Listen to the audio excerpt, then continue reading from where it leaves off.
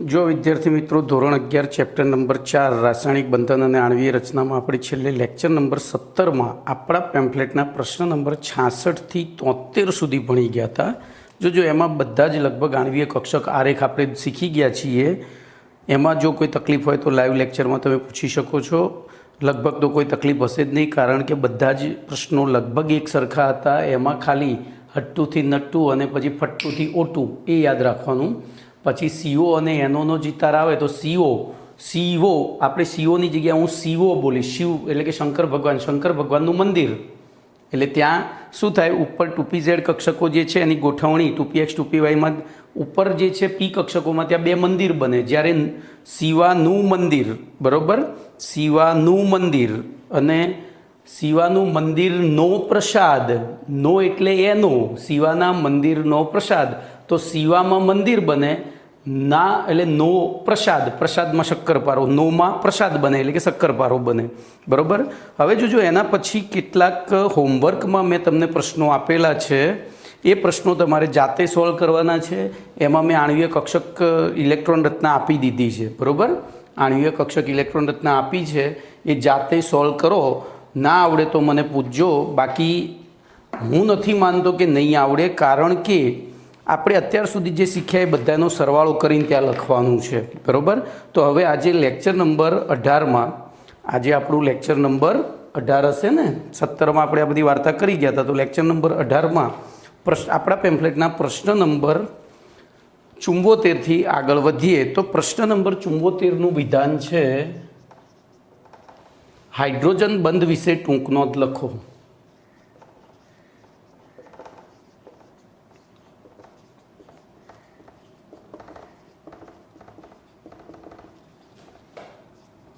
तो जो आपणे सौथी पहला तो हाइड्रोजन बंध बनवानुं कारण आपवुं पड़े। तो कारण हूँ तमने पहला एक वस्तु शीखवाड़ी दूँ, पछी आपणे बधी चर्चा करीए। बोलो, ध्यान रखजो, पहलू तो हाइड्रोजन बंध एटले शुं। तो अहींया ध्यान, हूँ पाणीनो जत्थो लऊं। जो पाणी HOH, पाणीनुं लुईस बंधारण मैं रच्युं। पछी आ बीजो पाणीनो अणु, बरोबर, आ पाणीनुं लुईस बंधारण मैं दौर्युं छे। बोलो अहींया शुं थशे? तो पाणी, अरे पाणी में हाइड्रोजन करता ऑक्सीजन की विद्युत ऋणता वधारे छे, एटले आ माइनस डेल्टा प्लस डेल्टा थशे, आ माइनस डेल्टा प्लस डेल्टा थशे।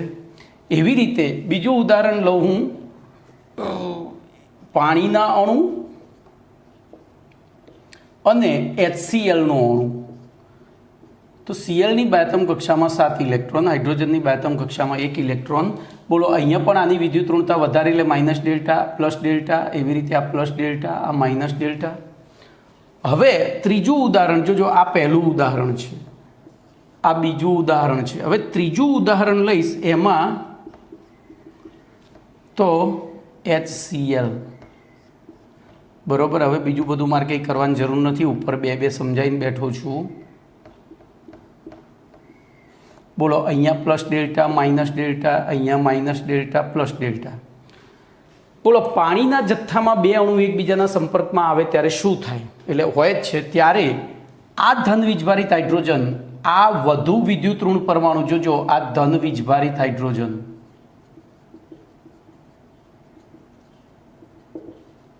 एवी रीते अहींया पण आ धन वीज, हवे हूँ आम एरो ज कर दईश, एक ज जग्याए लखेली। एवी रीते बोलो आ पण धन वीजभारित हाइड्रोजन अने आ पण धन वीजभारित हाइड्रोजन, बरोबर। वળી आ थयो वधु विद्युत ऋण परमाणु, तो अबंधकारक इलेक्ट्रॉन युग्म धरावतो वधु विद्युत ऋण परमाणु। जो हूँ हवे ए बधाने ब्लू कलर थी सर्कल करीश। तो बोलो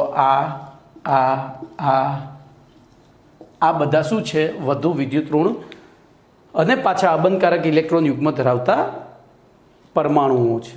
तो जो आ धन वीजभारित हाइड्रोजन आ वधु विद्युत ऋण परमाणु तरफ आकर्षाशे। एवी रीते बोलो आमां कोण आकर्षाशे? मैं आ बे एक ज उदाहरण लीधा नहीं, आ एकना एक लीधुं। अहींया HCl ना बे अणु लेवाना हता, सॉरी हो। પેલું ઉદાહરણ એકનું એક થઈ ગયું ભાઈ. તો હું અહીંયા HClના 2 અણુ લઉં. બોલો H અને Cl. બોલો આમાંય માઇનસ ડેલ્ટા પ્લસ ડેલ્ટા થયો. ખબર પડી? ચલો આમાં આ 2 હાઇડ્રોજન ધન વીજભાર, આ પણ ધન છે જોજો. તો આ 2 અને આ 2 આમાંથી કોણ આકર્ષાશે? તો જોજો આ નહીં આકર્ષાય. ખાસ ધ્યાન રાખજો. આ રહ્યો આકર્ષાશે, આ આકર્ષાશે. એવી રીતે અહીંયા બધા ચોકડીમાં આકર્ષાશે એકબીજાથી વિરુદ્ધ. જસ્ટ આ તો સમજૂતી છે, પછી આગળ અંદર ડીપમાં જઈએ છીએ. બોલો આમાં આ આકર્ષણ નહીં થાય, આ આકર્ષણ નહીં થાય. તો ક્યારે આ કેમ ના થયું? બોલો આ ધન વીજભારિત હાઇડ્રોજન છે. તો આ ધન વીજભારિત હાઇડ્રોજન ખરો, પણ એ ઋણ વીજભારને આકર્ષવા માટે જરૂરી ધન વીજભાર એની પાસે નથી. તો એ જરૂરી ધન વીજભાર ક્યારે પેદા થાય? તો જ્યારે હાઇડ્રોજન FOKN સાથે જોડાયેલો હોય ત્યારે જ. FOKN તરફ N સાથે જોડાયેલો હોય ત્યારે જ. કમ્પ્લેટ. તો જોજો HClના જથ્થામાં હાઇડ્રોજન બંધ નહીં રચાય, કારણ કે એમાં ક્લોરીનની વિદ્યુત ઋણતા જોજો. કેમેસ્ટ્રી જગતનો ગુંડો મુન્નાભાઈ MBBS, સૌથી મોટો ગુંડો. પછી આ સર્કિટ અને આ ત્રીજો શોર્ટ સર્કિટ. તો આ 3 જણા જે છે ને એ જ આ હાઇડ્રોજનને એટલી હદે લૂંટે છે કે એનો ધન વીજભાર એટલો બધો પ્રબળ બને છે કે બીજા અબંધકારક ઇલેક્ટ્રોન ધરાવતા વધુ વિદ્યુત ઋણ પરમાણુના ઇલેક્ટ્રોન યુગ્મને પોતાની તરફ આકર્ષી શકે છે. અને એ વખતે રચાતા આ આકર્ષણ બળને હાઇડ્રોજન બંધ કહે છે. તો આખી થિયરી મેં તમને સમજાવી દીધી. હવે લખતા સમજાવું, કેવી રીતે લખવાનું છે એની વાત કરીએ. કાલે ડસ્ટરને વોશ આપ્યો છે તો થોડા ડાઘા છોડતું જાય છે. કંઈ નહીં, આપણે 2 વસ્તુથી લૂસીશું. પૂરું હજુ સુકાયું નથી ને એટલે બહુ જ ખરાબ થઈ ગયું હતું. ચલો ધ્યાન અહીંયા. તો જોજો, બોલો હાઇડ્રોજન બંધનું કારણ, પહેલો મુદ્દો. તો ટૂંકમાં એને H બંધ લખીશું. H બંધનું કારણ. બોલો શું લખીશું? તો હાઇડ્રોજન પરમાણુ, અથવા તો આપણે ચોપડી પ્રમાણે જોઈએ તો આવર્ત કોષ્ટકમાં ફ્લોરિન, ઓક્સિજન અને નાઇટ્રોજન એ પ્રબળ વિદ્યુત ઋણ તત્વો છે. બરોબર. જાણીતા તત્વો પૈકી ફ્લોરિન, હું શબ્દોમાં નહીં લખું, સંજ્ઞાઓમાં જ લખીશ. ફ્લોરિન, ઓક્સિજન અને નાઇટ્રોજન એ પ્રથમ 3 પ્રબળ વિદ્યુત ઋણ તત્વો છે. હવે જોજો, તમારી જાણકારી માટે કહી દઉં, નાઇટ્રોજન અને ક્લોરીનની વિદ્યુત ઋણતા સરખી છે. નાઇટ્રોજન અને ક્લોરીનની વિદ્યુત ઋણતા સરખી છે, તેમ છતાં ક્લોરીનને પ્રબળમાં નથી ગણ્યો. બોલો કેમ? તો એનું કારણ, નાઇટ્રોજનનો ઇલેક્ટ્રોન રચના લખીએ તો 2, 5, 10મા ધોરણ પ્રમાણે ઘણી વખત લઈ લઉં છું. 2, 8, 7. બોલો આનું કેન્દ્રથી બાહ્યતમ કક્ષા દૂર છે, અને દૂર છે એના કારણે એની બહાર આવેલા ઇલેક્ટ્રોનને આકર્ષવાની એની ક્ષમતા, આમ સાપેક્ષ ક્ષમતા સરખી છે, પણ તેમ છતાં આની સાપેક્ષે એની ક્ષમતા કેવી છે? ઓછી. બરોબર. તો અહીંયા ક્લોરીનને એટલે નથી ગણ્યો. તો ધ્યાન અહીંયા. હવે તો FON એ પ્રથમ 3 પ્રબળ વિદ્યુત ઋણ તત્વો છે.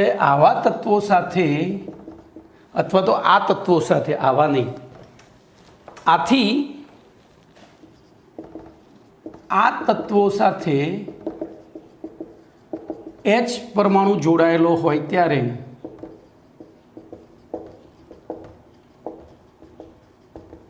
તે H પરમાણુ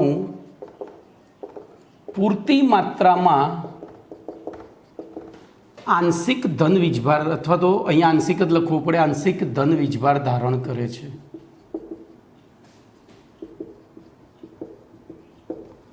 આથી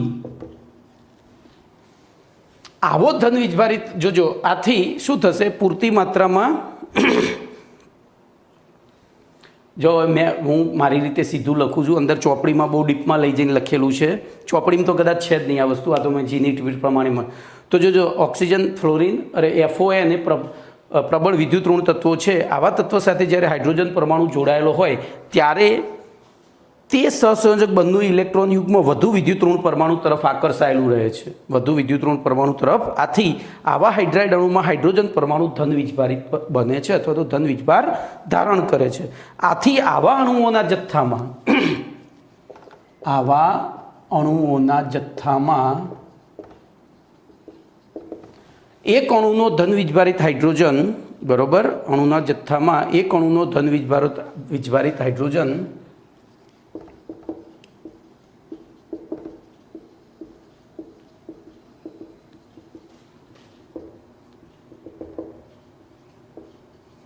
બીજા અણુના વધુ વિદ્યુત ઋણ પરમાણુ ઉપર આવેલા અબંધકારક ઇલેક્ટ્રોન યુગ્મને આકર્ષે છે. આ આકર્ષણ બળને હાઇડ્રોજન બંધ કહે છે. જો વ્યાખ્યાન બે ભેગું આવી ગયું તો વ્યાખ્યા લખવી હોય તો હવે આમાંથી વ્યાખ્યા લખાય. બોલો કારણમાં, તો કારણમાં આ જ રીતનું લખવાનું. જાણીતા તત્વો પૈકી FON એ સૌથી પ્રથમ 3 પ્રબળ વિદ્યુત ઋણ તત્વો છે. આથી આ તત્વો જ્યારે હાઇડ્રોજન પરમાણુ સાથે જોડાયેલા હોય ત્યારે H પરમાણુ પૂરતી માત્રામાં આંશિક ધન વીજભાર ધારણ કરે છે. હવે પેલું એ લખાય કે ભાઈ એ બંધ સહસંયોજક બંધ ધ્રુવીય હોય છે અને તેનું ઇલેક્ટ્રોન યુગમાં વધુ વિદ્યુત ઋણ પરમાણુ તરફ આકર્ષાયેલું હોય છે. આથી H પરમાણુ પૂરતી માત્રામાં આંશિક ધન વીજભાર ધારણ કરે છે. આથી આવા અણુઓના જથ્થામાં એક અણુનો ધન વીજભારિત હાઇડ્રોજન બીજા અણુના વધુ વિદ્યુત ઋણ પરમાણુ ઉપર આવેલા અબંધકારક ઇલેક્ટ્રોન યુગ્મને આકર્ષે છે. આ આકર્ષણ બળને, ચલો પછી બીજા મુદ્દામાં વ્યાખ્યા આવે. જો આના જ વસ્તુ ટૂંકમાં લખવાની. તો વ્યાખ્યામાં શું લખીશું?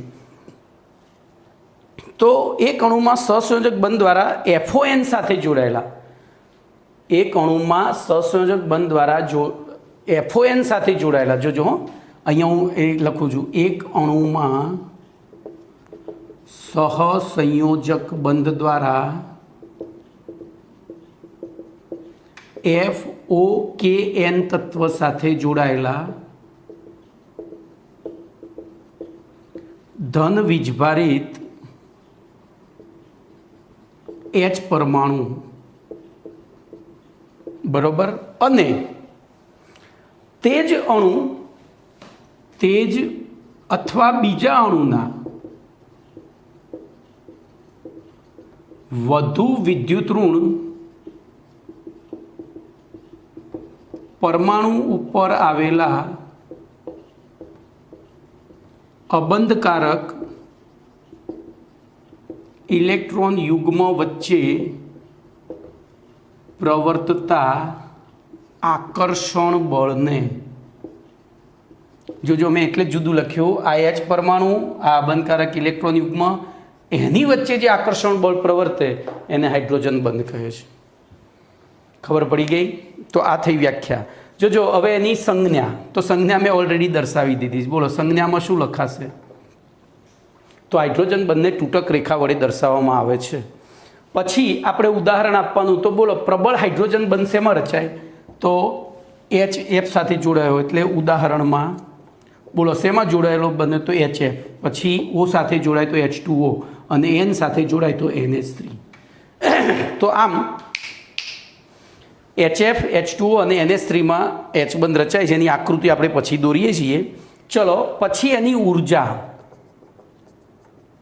તો જો અહીંયા જુદા જુદા અણુઓના જથ્થામાં રચાતા H1ની ઉર્જા જુદી જુદી હશે, તેમ છતાં તે ઉર્જા 10 કિલો જૂલથી 10થી 100 કિલો જૂલ પર મોલ જેટલી હોય છે, જે વાન ડર વાલ્સ આકર્ષણ બળ કરતા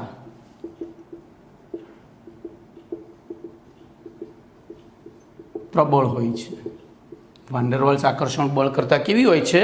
પ્રબળ હોય છે. બોલો કમ્પ્લીટ. ચલો હવે જોજો, અહીંયા ધ્યાન રાખજો એની વિશિષ્ટતા, એની અસર, H બંધની શું અસર થાય? તો H બંધ બનાવી શકતા અણુઓના ગબી ઉબી એટલે કે ગલનબિંદુ ઉત્કલન બિંદુ એચબંધ ના બનાવી શકતા અણુઓના ગબી ઊભી કરતા બોલો કેવા હોય ભાઈ? ઊંચા હોય. કેમ? તો આકર્ષણ વધ્યું, અણુઓ નજીક આવ્યા તો ગલન બિંદુ એટલે ઘનમાંથી પ્રવાહી ફેરવવું, ઉત્કલન બિંદુ એટલે પ્રવાહીમાંથી વાયુ. હવે આપણને ખબર છે ઘન કરતાં પ્રવાહીમાં આંતરાણવીય અંતર વધારે હોય, પ્રવાહી કરતાં વાયુમાં વધારે હોય, એટલે ટૂંકમાં આંતરાણવીય અંતર વધારવાનો પ્રયોગ એટલે ગલન બિંદુ ઉત્કલન બિંદુ માપન. તો જેટલું અહીંયા આકર્ષણ વધારે હશે એટલું ગલન બિંદુ ઉત્કલન બિંદુ વધે.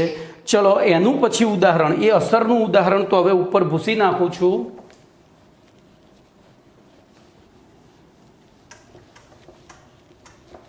એ અસરનું ઉદાહરણ પણ જોવું પડશે ને, તો એ આપણે જોઈએ.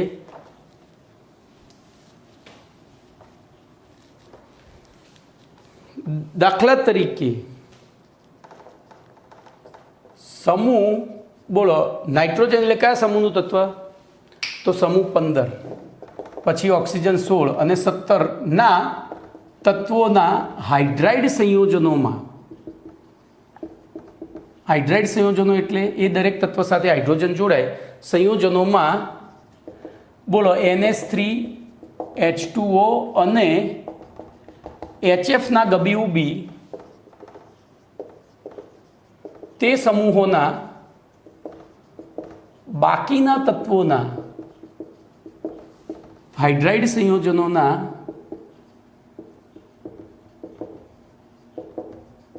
ગબી ઉબી કરતા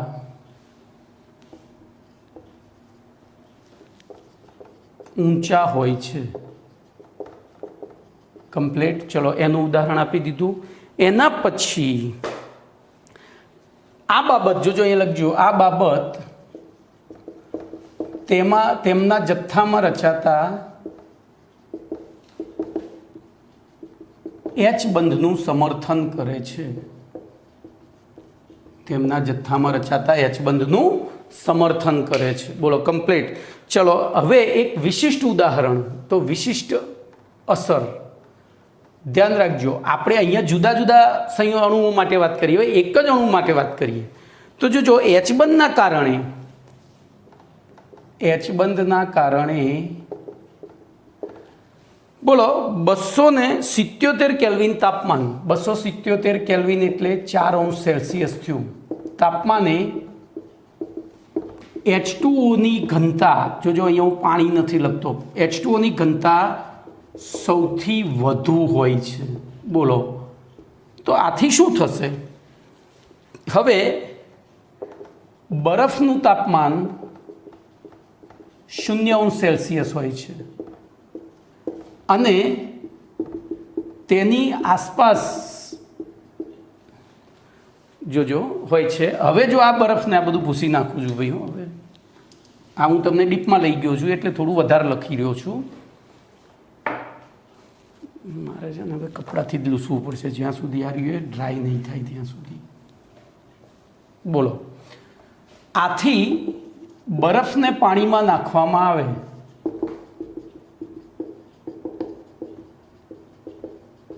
બોલો ત્યારે શું થાય? તે બરફની આસપાસના પાણીનું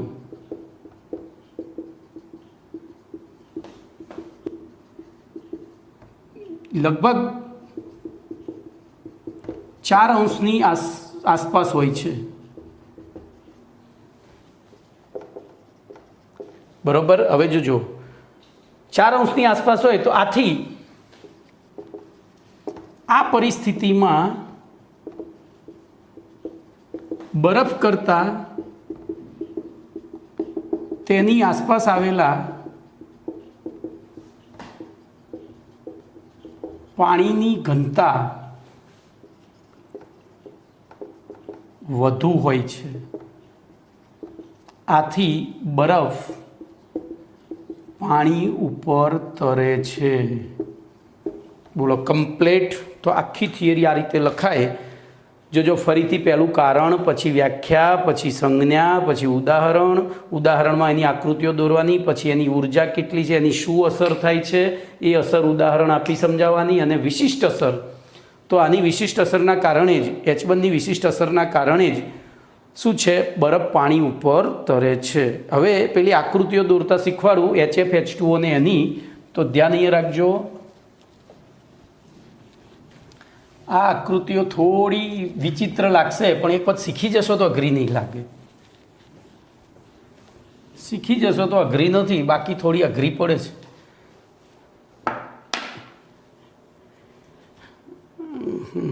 હવે તો કપડું મારી ગંજી જૂની જોતો કેવી થઈ ગઈ છે, પેલા લગાન પિક્ચરમાં વેરીફાઈ ને એવું થઈ ગઈ છે. હા ચલો, હવે એમ કરતાં બોર્ડ ચોખ્ખું રહે છે ને, એ મહત્વનું છે. ચલો ધ્યાન અહીંયા. તો સૌથી પહેલાં આપણે H2NH3ના જથ્થામાં H બંધ જોઈએ. તો જો હું NH3, આપણને ખબર છે NH3માં 3 હાઇડ્રોજન પરમાણુ સહસંયોજક બંધ દ્વારા એમોનિયા સાથે જોડાયેલા હોય. 3 હાઇડ્રોજન પરમાણુ સહસંયોજક બંધ દ્વારા એમોનિયા સાથે એટલે નાઇટ્રોજન સાથે જોડાયેલા હોય છે. તો હું અહીંયા 3H જોડી દઉં.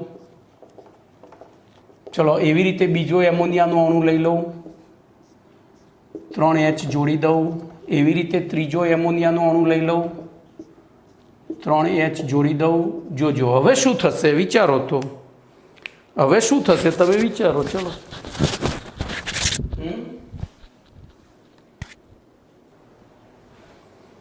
તો જોજો એમાં આ રીતે બોલો, આ હાઇડ્રોજન વધુ વિદ્યુત એટલે ધન વીજભારિત થયો, તો એને આને આકર્ષો, એને આને આકર્ષો, એમ આ બીજાને આકર્ષે, બીજા નાઇટ્રોજનને.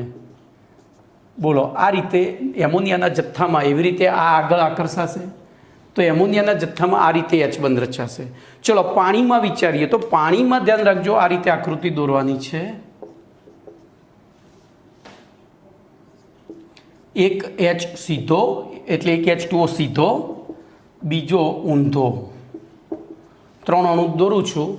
બોલો ત્યાં શું થશે, તો અહીંયા અબંધકારક ઇલેક્ટ્રોન યુગ્મ બતાવવા પડે. હો ભાઈ, અબંધકારક અહીંયા બતાવવા પડે, કારણ કે H બંધ ક્યાં રચાય છે, તો બોલો અહીંથી એ આ રીતે H બંધ રચાયા, એવી રીતે અહીંયા આગળ રચાશે. ખબર પડી? ચલો ત્રીજો, તો HFના અણુમાં, તો HFમાં ધ્યાન એ રાખજો, HF એટલે આપણે HF પછી બીજો અણુ આ રીતે ઉપર જઈને નીચે આવશે, પછી પાછો ત્રીજો અણુ ઉપર જશે, ચોથો અણુ નીચે આવશે.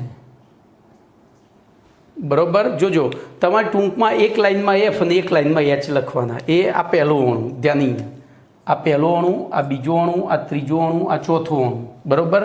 બોલો Fની ફરતે આપણે ઇલેક્ટ્રોન યુગ્મ દર્શાવી દઈએ.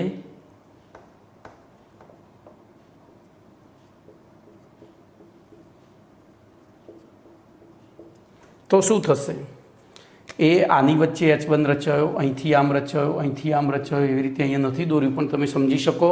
હવે જોજો આમાંથી પૂછાયેલા MCQ. બોલો એમોનિયાના જથ્થામાં 2 એમોનિયા અણુ વચ્ચે કેટલા H બંધ રચાય? જોજો એમોનિયાના જથ્થામાં 2 એમોનિયા અણુ વચ્ચે કેટલા H બંધ રચાય? તો આપણે આ 2 એમોનિયાના અણુ લઈ લઈએ. બોલો એમની વચ્ચે કેટલા H બંધ રચાય? એક જ. કેમ? તો આ તો બીજા એમોનિયાના અણુ સાથે જશે ને. ખબર પડી? આ યાદ રાખજો, MCQ છે. એવી રીતે એમોનિયાના જથ્થામાં એમોનિયાનો એક અણુ કેટલા H બંધ રચી શકે? તો એમોનિયાનો એક અણુ 4 H બંધ રચી શકે. બોલો એક અહીંયા, એક અહીંયા, એક અહીંયા ને એક અહીંયા. એવી રીતે એમોનિયાના જથ્થામાં એમોનિયાનો એક અણુ અન્ય કેટલા અણુ સાથે H બંધ દ્વારા જોડાયેલો હોય છે? તો એ 4. ચલો પાણીના જથ્થામાં 2 અણુ વચ્ચે પરસ્પર કેટલા H બંધ રચાય? તો જો હું પહેલો અણુ આ લઉં, બીજો અણુ આ લઉં. બોલો આ બેની વચ્ચે કેટલા H બંધ રચાય? તો 1 ને 1 2. બોલો પાણીનો એક અણુ કેટલા H બંધ રચી શકે? તો હું આને લઉં તો 1 ને 1. ચલો પાણીનો જોજો અહીંયા જવાબ બદલાય. આમાં 4 H બંધ રચાતા હતા તો એમોનિયાના 4 અણુ જોડાતા હતા. આમાં 4 H બંધ રચાશે પણ પાણીના 2 જ અણુ જોડાય. જુઓ, એટલે થોડું વિચારવાનું છે. એવો પ્રશ્ન પૂછાય કે પાણીના જથ્થામાં પાણીના એક અણુ સાથે હાઇડ્રોજન બંધ દ્વારા પાણીના કેટલા અણુ જોડાયેલા હોઈ શકે? તો 2 જ. એમોનિયાના જથ્થામાં એમોનિયાના એક અણુ સાથે એમોનિયાના કેટલા અણુ જોડાયેલા હોઈ શકે? તો 4 કેમ? તો એમોનિયાના 2 અણુ વચ્ચે એક જ H1 રચાતો હતો, જ્યારે પાણીના 2 અણુ વચ્ચે 2 H1 રચાતા હતા. એટલે અહીંયા અણુની સંખ્યા અડધી થઈ ગઈ. એવી રીતે HF વિચારો. બોલો HFમાં જોજો અહીંયા આકૃતિ ચોપડીમાં ખોટી આલી છે, એટલે અહીંયાથી બોલો H1 રચી શકે, અહીંયા રચી શકે, અહીંયા રચી શકે, આમ ચારે બાજુ રચી શકે ને? તો બોલો HFનો એક અણુ કેટલા H1 રચી શકે? તો આપણે એક HF લઈએ તો કેટલા H1 થયા? 1 2 3 અને 4. હા, અહીંયા એક તો રહી ગયું ને. પાણીનો એક અણુ કેટલા H1 રચી શકે? તો 4 એ તો આવી ગયું હતું, બરોબર. બોલો આ પણ 4. પછી HFના 2 અણુ વચ્ચે કેટલા H1 રચાય? તો એક જ. HFના 2 અણુ વચ્ચે એક જ H1 રચાય છે. ભાઈ આટલું ડીપમાં જઉં છું એટલે તમને એક નાનો પ્રશ્ન પણ અડધો કલાક લઈ લે છે, પણ એ તમે અત્યારથી જ સમજીને ચાલશો તો હું નથી માનતો કે આપણને આગળ તકલીફ પડશે. એટલે હું આટલું ડીપમાં જઈ રહ્યો છું, સમજી લો. આપણે ટૂંકમાં સારી મહેનત કરી, અત્યારથી જ એવી મહેનત કરવી છે કે 12મામાં આપણને કોઈ તકલીફ પડે જ નહીં.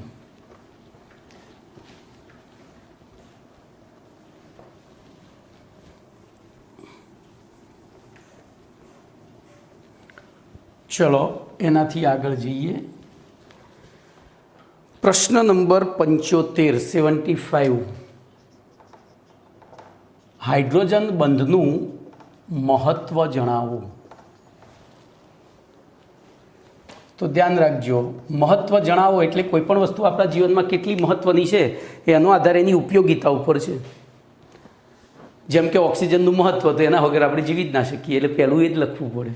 મહત્વ સમજાવવું હોય તો એ લખવું પડે, બરાબર. તો અહીંયા હાઇડ્રોજન બંધના કારણે આપણને દૈનિક જીવનમાં કેટલા ફાયદા થયા છે એ જ લખવાનું છે. હવે એના માટે હવે જો અહીંયા તમે ઘણા બધા ફાયદા થતા હોય તો પણ બધા લખવા બેસીએ તો ગાંડા થઈ જઈએ. તો એવી પરિસ્થિતિમાં ચોપડીમાં જે આપ્યા હોય એ જ લખવા પડે. આ પ્રશ્ન પણ ચોપડીમાં નથી, NCERTની જૂની બુકમાં હતો ને આમાંથી MCQ પૂછાય છે, એટલે મેં આર્ટિકલ લખ્યો છે. તો ધ્યાન રાખજો, એના માટે ટ્રીક છે. બકા ભેજ સ્નાયુની દવાને, બકા ભેજ આપણે એક એક લાઈન છોડીને લખીએ ને, ભલે જગ્યા રહેશે તો વાંધો નહીં. બકા ભેજ સ્નાયુની દવાને જીવંત સૂકવે છે. જોજો, તો બ ફોર બી, કે ફોર કા ફોર કે, પછી ફરીથી બી, એસ, ડી, જેમાં મારે જોખમ જ છે, અને એસ. બોલો, તો સૌથી પહેલો બી એટલે બાષ્પીભવન. જોજો આપણે એક એક અક્ષર યાદ રાખીશું. બી એટલે બાષ્પીભવન, કે એટલે કોષ, કે એટલે કોષ, પછી બી એટલે ભેજ, સ્નાયુની દવા એટલે તો સ્નાયુની કામગીરી, સ્નાયુ જ યાદ રાખીશું. દવા તો દવાની લાક્ષણ, દવાની અસરકારકતા. અહીંયા સ્નાયુની સ્થિતિસ્થાપકતા, એવું પૂરું જ યાદ રાખીશું. પછી જીવંત કોષોની રચના અને સુતરાઉ કાપડનું સુકાવવું. તો આટલા શબ્દો યાદ રાખો, તમને આમાંથી MCQ જે મળે છે. બોલો, સૌથી પહેલું તો હાઇડ્રોજન બંધના કારણે પૃથ્વી ઉપર પાણીના બાષ્પીભવનનો દર ધીમો છે. અને ધીમો છે એટલે જ પૃથ્વીની સપાટી ઉપર પાણી ટકી રહ્યું છે. ધ્યાન રાખજો, જો H1 ના હોત તો પાણી બધું ઉડી જાય, બરાબર. તો પૃથ્વી ઉપર પાણીના બાષ્પીભવન એટલે કે H1ના કારણે, મારે લખવાની ભૂલ થઈ, H1ના કારણે પાણીનો બાષ્પીભવન દર ધીમો છે. આથી પૃથ્વી ઉપર તો H1ના કારણે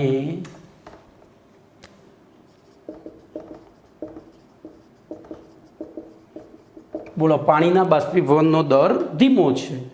આથી પૃથ્વી ઉપર પાણી ટકી રહ્યું છે. જો H1 ના રચાતો હોત તો પાણીના તળાવો, ખાબોચિયા, કશું જ ના હોત. ચલો, કોષ. બોલો ઉનાળામાં આપણે બહાર ફરવા જઈએ તો પસીનો વળે છે, જોરદાર પસીનો વળી જાય, પણ આપણે પેલા કપડાની જેમ સુકાઈ જઈએ છીએ ખરા? તો જીવંત કોષોમાં પાણીનો સંગ્રહ એચ બંધને આભારી છે. જોજો, જીવંત કોષ મેં જાણી જોઈને લખ્યું છે. આપણે એક લાકડાની એક ઝાડ ઉપર લટકતી ડાળી, બોલો આખો ઉનાળો એ લીલી રહે છે, તો શું થાય? સુકાઈ જાય છે? ના. પણ જો એ ડાળીને કાપીને નીચે નાખી દઈએ તો હવે એના કોષ મરી ગયા એટલે એની પાણી સાથે જે એચબંધ રચાયો તો એ તૂટી ગયો, એટલે જોજો ધીરે ધીરે સુકાવા માંડશે કમ્પ્લેટ. તો જીવંત કોષોમાં પાણીનો સંગ્રહ એચબંધને આભારી છે. એવી રીતે જમીનની અંદર ભેજનો સંગ્રહ એ પણ એચબંધને, ગમે એવો ઉનાળો હોય, બપોરે જેઠ મહિનાની કડકડતી આમ જોરદાર ગરમી પડતી હોય, ધોમધકતી ગરમી પડતી હોય, અને બપોરે 2 વાગે તમારા ઘર આગળ તમે અડધોથી પોણો ફૂટનો ખાડો કરો ને તો અંદરથી માટી ભીની નીકળે છે. તો એ ભેજ, જમીનનો ભેજ પણ શેના કારણે? તો પાણી અને માટી વચ્ચે રચાતા એચબંધના કારણે છે. પછી સ્નાયુઓની સ્થિતિસ્થાપકતા. જોજો, તમારા દાદીમાં જીવતા હોય ને 90, 95, 80, 90, 95 વર્ષના હોય તો એમને આપણે પેલું ગુગલી બુશ કરીએ ને આમ કરીને આમ કરવાનું, દાદીના ગાળ પકડીને આમ ખેંચવાના, પછી આમ જ રહેશે, પછી એને આમ ગોઠવવા પડે. પેલું નાનું ટેણીયું આમ કરે અત્યારે હાલ મારી 45 વર્ષની ઉંમરે આ ખેંચ્યું મૂકી દીધું તો હતું એમ થઈ ગયું. પણ હું જ્યારે 80, 85નો થઈશ, આમ કરીશું ને તો જોજો અહીંયા તમે દાદીના હાથ ઉપર કરજો, આમ પકડીને આમ કરજો તો એ આમ રહેશે. ભાઈ ધીરે ધીરે આપણે કેવું ફટલાઈને જતું રહેશે. તો એ સ્નાયુઓની સ્થિતિસ્થાપકતા. તો ઉંમરની સાથે સાથે કોષોની કાર્યક્ષમતા ઘટે એટલે પાણી સંગ્રહ કરવાની ક્ષમતા ઘટે, તો સ્નાયુઓની સ્થિતિસ્થાપકતા પણ ઘટે છે. એટલે કે સ્નાયુની સ્થિતિસ્થાપકતા એચબંધને આભારી છે. ચલો, એના પછી દવાઓની અસરકારકતા. આપણે જે દવા ખાઈએ છીએ જઠરમાં ગયા પછી જઠરના દ્રવ્યની અંદર, એના જે અંદર આપણું શરીર હરતી ફરતી પાણીની કોથળી છે એની સાથે એચબંધ રચી અને શોષાય છે. જો એચબંધ ના રચાતો દવાઓનો પાણી સાથે તો નેશનલ હાઈવે 8 પકડે, સવારે વંદો રાડ પાડી જાય બિચારો ગટરમાં. તો દવાઓની અસરકારકતા પણ એચબંધને આભારી છે. પછી જીવંત કોષોની રચના. તો તમે બાયોલોજીવાળાને ખબર છે, અથવા તો 8, 9, 10માં ભણી ગયા છો, ડીએનએ અને આરએનએમાં એજીસીટી યાદ છે ને? એડિનિન અને ગ્વાનિન અને સાઇટોસિન અને થાઇમિન, એમની વચ્ચે એચબંધ રચાય છે, અને એના કારણે હજુ એક રહી ગયું એજીસીટીયુ, યુરેસિલ. તો એમની વચ્ચે રચાતા એચબંધના કારણે ડીએનએ આરએનએનું નિર્માણ થાય છે. તો ડીએનએ આરએનએ જેવા જીવંત કોષોની રચના પણ કોને આભારી છે? એચબંધ. પછી સૂત્રવ કાપડનું સૂકવવાનું. તો ધ્યાન રાખજો બહેનો, પોલિએસ્ટરનો દુપટ્ટો અને સૂત્રવ કાપડનો દુપટ્ટો બંને એકસાથે પલાળીને અત્યારે નાખી દો તડકે તો નાખવાની કદાચ સૂત્રવને જરૂર પડશે. પોલિએસ્ટરને તમે બળી 2 વખત જડી આમ છાટકીએ ને તો એ સુકાઈ જાય, કારણ કે પોલિએસ્ટર પાણી સાથે એચબંધ રચતો નથી. જ્યારે સૂત્રવ કાપડ એટલે સેલ્યુલોઝની અંદર OH હોય, અને OH સમૂહ એ પાણી સાથે એચબંધ રચે, અને એના કારણે શું થાય? તો સૂત્રવ કાપડ ધીમેથી સુકાય, જ્યારે પોલિએસ્ટર ઝડપથી સુકાઈ જાય છે. તો આમ આ બધા મુદ્દા આપણને એચબંધનું મહત્ત્વ સમજાવે છે. ચલો, એના પછી પ્રશ્ન નંબર, જો હવે લૂસાશે નહીં, પહેલાંથી જ લૂસાય છે.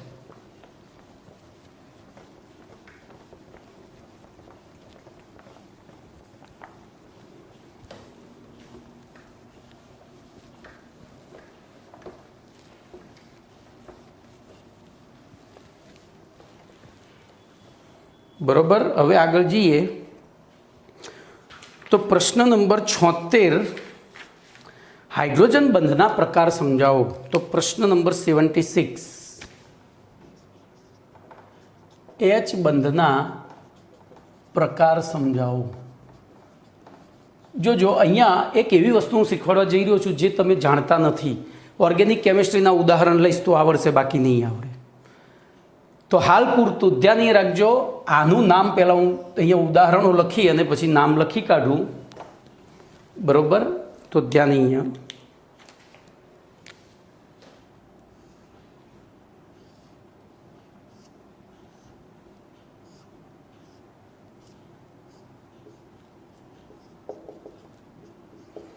આને ઓર્થોક્લોરો ઓ ક્લોરોફિનોલ કહેવાય. બરોબર. આને બીજું દોરું,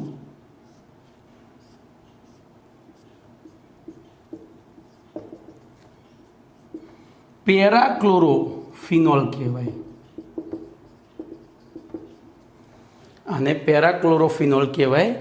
એવી રીતે CH2CH2OH આને ઇથેન 1,2 ડાયોલ કહેવાય. ઇથેન 1,2 ડાયોલ, ઇથેન 1,2 ડાયોલ કહેવાય છે. અને એવી રીતે બીજું ઉદાહરણ લઈ લઉં તો CH3OH આને કહેવાય મિથેનોલ. ચલો હું આના જ અણુની બાજુમાં આવો ને આવો બીજો અણુ દોરું.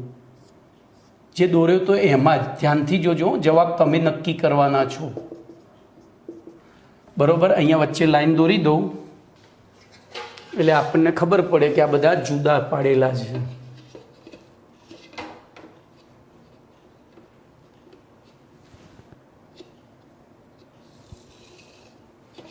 બરોબર.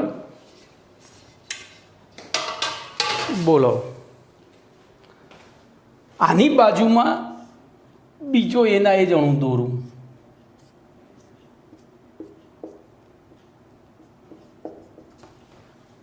ચલો હજુ અહીંયા આને આ બાજુ લઈ લો.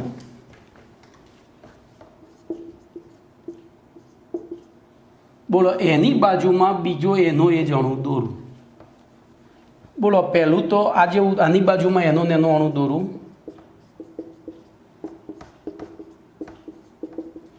બરોબર. આ બધા એના નામ અહીંયા તમને યાદ રહી ગયા હશે. અહીંયા લખી દઉં ઓ ક્લોરોફિનોલ, અહીંયા લખી દઉં પેરાક્લોરોફિનોલ. ચલો અહીંયા લખી દઉં ઇથેન 1,2 ડાયોલ, અને અહીંયા લખું મિથેનોલ. ચલો વિચારો તો. બોલો, અહીંયા ધ્યાન, અહીંયા અબંધકારક ઇલેક્ટ્રોન યુગ્મ છે, અહીંયા છે. તમે જ નક્કી કરજો, હું કશું બોલવાનો નથી. ચલો તમે વિચારી રાખો કોની વચ્ચે H બંધ રચાશે.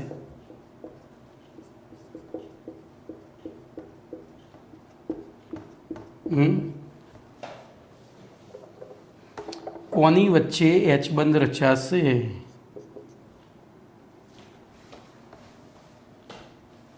બોલો બોલો બોલો બોલો. તો બોલો, આપણી H બંધની વ્યાખ્યા શું હતી? ધન વીજભારિત હાઇડ્રોજન વધુ વિદ્યુત ઋણ પરમાણુ ઉપર આવેલા અબંધકારક ઇલેક્ટ્રોન યુગ્મ વડે આકર્ષાય. બોલો, તો આને આકર્ષવા માટે આપણે વિચારીએ તો આ Cl પણ છે ને O છે, પણ આ Cl વધુ નજીક છે. એટલે કે જ્યારે એક જ અણુમાં ધન વીજભારિત હાઇડ્રોજન અને અબંધકારક ઇલેક્ટ્રોન યુગ્મ ધરાવતો વધુ વિદ્યુત ઋણ પરમાણુ શક્ય એટલા નજીક ગોઠવાયેલા ત્યારે આ રીતે H બંધ રચાય. અહીંયા પણ આ રીતે જ H બંધ રચાશે. બોલો, અહીંયા આ દૂર દૂર છે, આ દૂર છે, એટલે પછી શું કરશે? બીજા અણુ સાથે બંધ બનાવશે. બોલો, આમાં એક જ અણુમાં છે તો અહીંયા એક અણુમાં નથી તો બીજા અણુ સાથે રચશે. તો આને આંતઃ આણ્વીય H બંધ કહેવાય. બોલો, આગળનો પ્રશ્ન જ H બંધના પ્રકાર મેં ઉદાહરણમાં આને કહેવાય આંતર આણ્વીય H બંધ. શું કહેવાય? આંતર આણ્વીય. જો એક એક શબ્દનો ફરક છે ખાલી, આંતઃ અને આંતર. એક શબ્દની મારામારી છે, બીજું કશું જ નથી.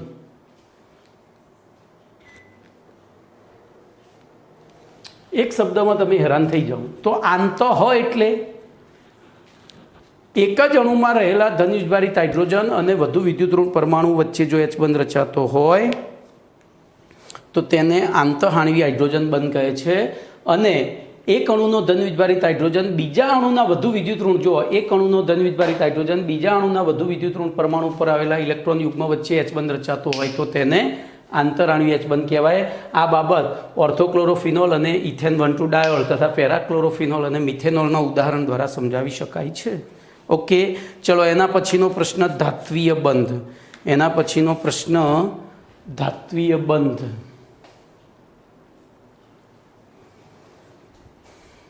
તો જો એના પછી ધાત્વીય બંધ 77મો પ્રશ્ન આપણે સમજીએ.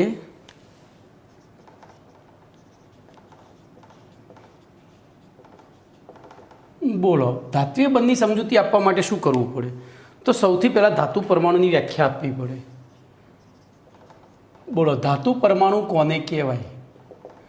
તો જે પરમાણુની બાહ્યતમ કક્ષામાં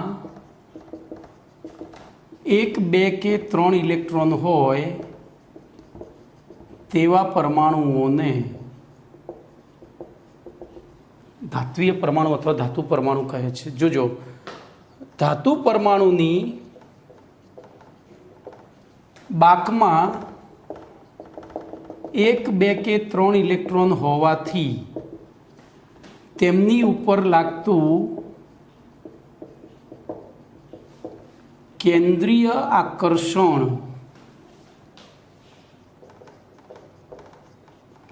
ઓછું હોય છે. કેવું હોય છે? ઓછું. આથી ધાતુ પરમાણુ સહસંયોજક બંધ બનાવી શકતા નથી. કમ્પ્લીટ. કેમ? તો સહસંયોજક બંધ ક્યારે બને? ધ્યાન રાખજો, H અને Cl વચ્ચે સહસંયોજક બંધ ક્યારે બન્યો? તો આ ઇલેક્ટ્રોન H વડે આકર્ષાય અને Cl વડે આકર્ષાય. પણ અહીંયા તો જે ઇલેક્ટ્રોન, દાખલા તરીકે NaCl લઉં તો ત્યાં Na-ની બાહ્યતમ કક્ષાનો જે ઇલેક્ટ્રોન છે એને પોતાના જ આ કેન્દ્ર વડે આકર્ષણ નથી. એટલે બધું કોની તરફ આકર્ષાયું? એક જ તરફ. અને એક જ તરફ આકર્ષાયું તો ધન અને ઋણ, એટલે કે આયનીય બંધ બન્યો. તો અહીંયા બોલો, ધાતુ પરમાણુની બાહ્યતમ કક્ષામાં 1, 2 કે 3 ઇલેક્ટ્રોન હોવાથી તે બોલો શું કરે છે? 1, 2 કે 3 ઇલેક્ટ્રોન હોવાથી તેની ઉપર લાગતું કેન્દ્રીય આકર્ષણ ઓછું હોય છે. આથી ધાતુ પરમાણુ સહસંયોજક બંધ બનાવી શકતા નથી. આથી તે અધાતુ પરમાણુ સાથે આયનીય બંધ બનાવે છે. આયનીય બંધ બનાવે છે. પણ આ તો અધાતુ સાથે થયું. આપણે તો કોની વાત કરવાની છે? હવે ધાતુના જથ્થાની વાત કરવાની છે. હવે આથી ધાતુના સ્ફટિકમાં શું થશે? બોલો, બધા જ ધાત્વીય પરમાણુઓ હોય છે.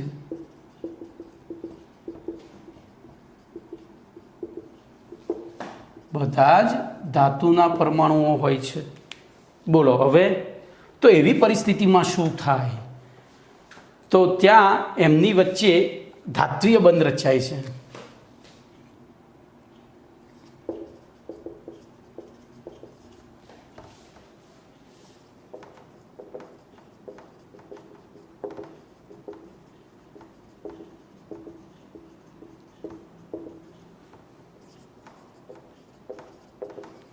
જેની સમજૂતી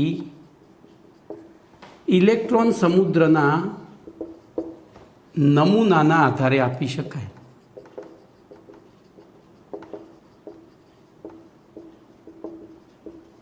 બરોબર? ઇલેક્ટ્રોન સમુદ્રના નમૂનાના આધારે આપી શકાય છે. હવે આપણે જોઈએ, ધ્યાન રાખજો. તો ઇલેક્ટ્રોન સમુદ્રનો નમૂનો શું છે? પહેલાં હું તમને એમ કહું કે ધારો કે આ મારી સોનાની કે ચાંદીની કે પ્લેટિનમની વીંટી છે. 3 ધાતુઓ છે. બોલો, એ ધાતુઓમાં આ રીતે ધારો કે પરમાણુઓ ગોઠવાયેલા છે.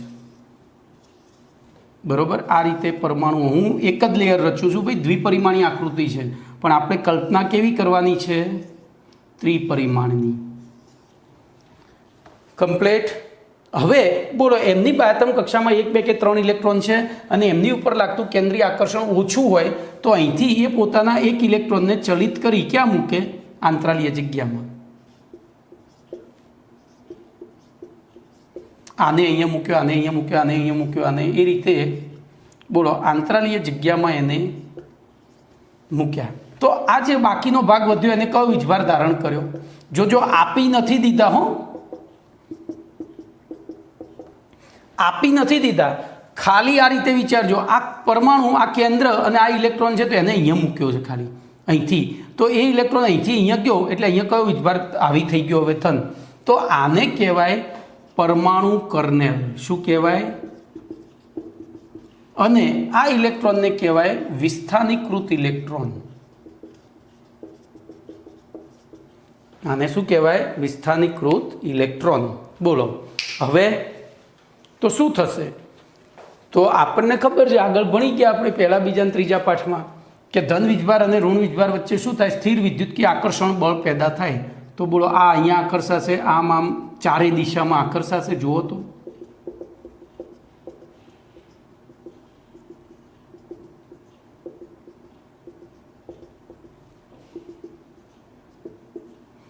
આ હજુ મેં દ્વિપરિમાણ, એવી રીતે અહીંયા બીજું લેયર હોય તો 2 લેયરની વચ્ચે પણ અહીંયા આવે.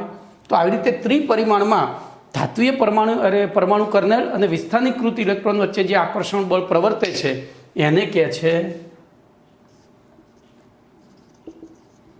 ધાત્વીય બંધ. શું કહે છે? ધાત્વીય બંધ. બોલો કમ્પ્લીટ. તો આખી વસ્તુ સમજતું આવી ગઈ. હવે જો ધાતુના, હવે જો કેટલુંક એડિશનલ વસ્તુ સમજાવું તમને, કેટલીક એડિશનલ વસ્તુ સમજાવું. તો જો ધાતુનો રણકાર શેના કારણે હોય? તો હું આ હથોડી છે એને ધારો કે મેં અહીંયા અથડાવી તો વચ્ચે અંતર છે, એ આને અથડાઈ એટલે એની ઉર્જા આને અથડાશે, આને અથડાશે, આને અથડાશે. બોલો તો એના કારણે શું થશે? અહીંયા પહેલી અથડામણની ઉર્જા વધારે હતી, પછી આગળ જતાં ઘટતી જાય એટલે આમ ટિંગ રણકાર પેદા થાય. ચલો વિદ્યુત વહન, હું અહીંથી ઇલેક્ટ્રોન દાખલ કરું તો એ આને ધક્કો મારે, આને ધક્કો મારે. બોલો અહીંયા ઇલેક્ટ્રોન બહાર નીકળી ગયો. તો વિદ્યુત વહન પણ શેના કારણે થાય? ધાત્વીય બંધમાં રહેલા વિસ્થાનીકૃત ઇલેક્ટ્રોનના કારણે. રણકાર પણ વિસ્થાનીકૃત ઇલેક્ટ્રોને આ લોકોને આમ લટકતા બાંધી રાખ્યા છે, એકદમ જકડી નથી દીધા, અને એના કારણે મૂવેબલ હોય. આ બધા જ કેવા હોય? વિસ્થાનીકૃત, એટલે પોતાનું સ્થાન બદલી શકે એવા. અને એના કારણે આ અથડામણો થાય ને આપણને રણકાર. તો જો સૌથી પહેલો ધાતુનો રણકાર, આ બધું ચોપડીમાં નથી. ધાતુનો રણકાર, પછી ધાતુની વિદ્યુત વાહકતા, પછી ધાતુનો રંગ અને ચળકાટ. તો જો આની ઉપર પ્રકાશ પડે આ ધાત્વીય સ્ફટિક ઉપર, એટલે આ વિસ્થાનીકૃત ઇલેક્ટ્રોન શું કરશે? એ ઉર્જા મેળવશે. બીજા પાઠમાં આપણે ભણી ગયા, ઇલેક્ટ્રોનને ઉર્જા મળે એટલે ક્વોન્ટમ કૂદકો અનુભવે. તો એ પોતાના સ્તરમાંથી ઊંચા શક્તિ સ્તરમાં જશે એટલે ચોક્કસ ઉર્જાનું શું કરશે? શોષણ. કેટલીક ઉર્જાનું, અને પરત આવશે એટલે પાછું ઉત્સર્જન. ખબર પડી? તો જેટલે જતી વખતે જેટલી તરંગ લંબાઈને અનુરૂપ ઉર્જાનું શોષણ કર્યું હતું એટલું જ પરત આવતી વખતે એને શું કરવું પડે? ઉત્સર્જન. અને તેથી ચોક્કસ રંગ અથવા તો ચળકાટ દર્શાવે છે. તો આમ ધાત્વીય જે ગુણો છે, પછી તણાવપણું ને ટીપાવપણું.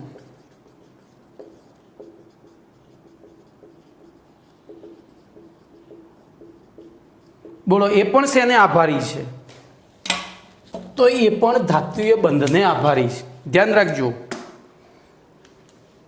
આ રીતે બોલો વચ્ચે ચોકડી પડી તો ચોકડી ઉપર વિસ્થાનીકૃત ઇલેક્ટ્રોનને 4 બાજુ ધાતુ પરમાણુ કર્નેલ છે.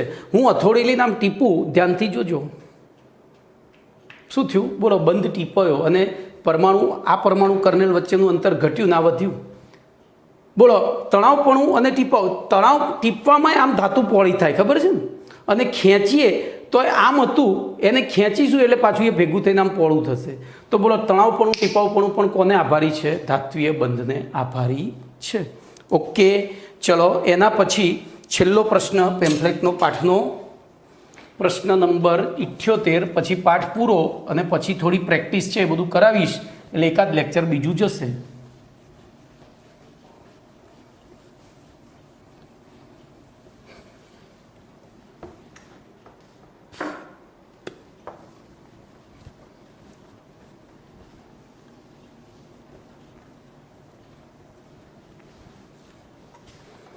તો પ્રશ્ન નંબર 78,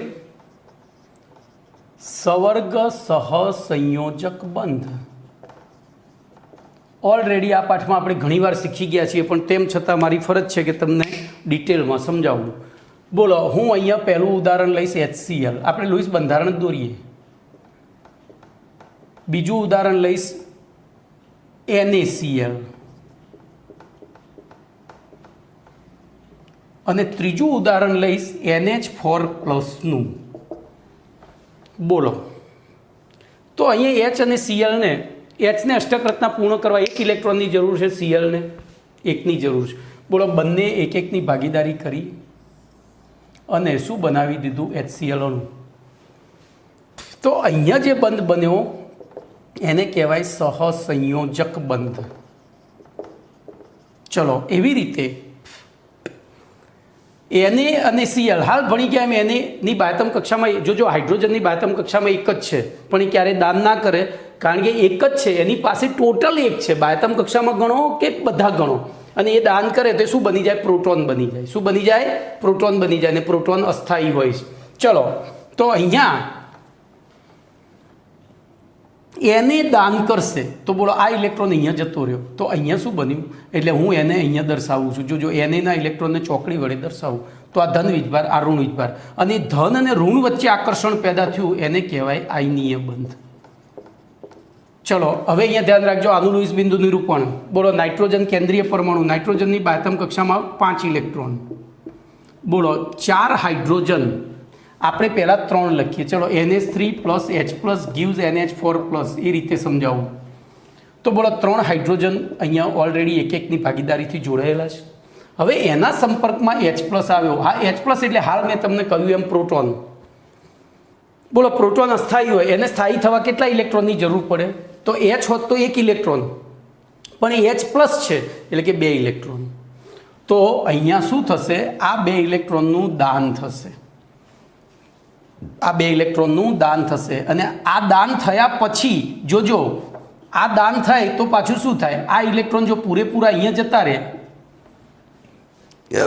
તો નાઇટ્રોજનની અષ્ટક રચના પૂર્ણ ના થાય. એટલે એ ઇલેક્ટ્રોન અહીંયા ગોઠવાશે અને આ રીતે ભાગીદારી થાય. જોઈ લો. તો વાસ્તવમાં ઇલેક્ટ્રોન છે કોના? તો નાઇટ્રોજનના. પણ બંધ બન્યા પછી કોના ગણાયા? તો બંનેના. તો અહીંયા થઈ ઇલેક્ટ્રોન યુગ્મની ભાગીદારી. જોજો અહીંયા શેની ભાગીદારી થઈ હતી? ઇલેક્ટ્રોનની ભાગીદારી. અહીંયા થઈ ઇલેક્ટ્રોન યુગ્મની ભાગીદારી. અને એ ભાગીદારી પાછી વિશિષ્ટ છે, જેમાં ભાગીદારીનું ઇલેક્ટ્રોન યુગ્મ જોડાતા 2 પરમાણુ પૈકી કોઈ એક પરમાણુ નું હોય છે. એટલે કે એમાં બંનેના ઇલેક્ટ્રોન નથી હોતા, કોઈ એકનું જ હોય છે.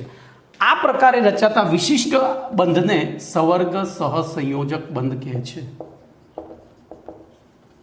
અને એને તીરની નિશાની વડે દર્શાવવામાં આવે. તો તીરની નિશાની ક્યાં દોરાય? તો દાતાથી લેનાર તરફ તીર દોરવાનું. એટલે કે ઇલેક્ટ્રોન યુગ્મનું દાન જે તરફ થયું હોય એ બાજુ એને દોરવાનું હોય છે. બોલો કમ્પ્લેટ. અહીંયા ઇલેક્ટ્રોન યુગ્મનું દાન જે કરતો હોય એવા પરમાણુ અથવા તો એ અણુને લિગેન્ડ કહે છે. શું કહે છે?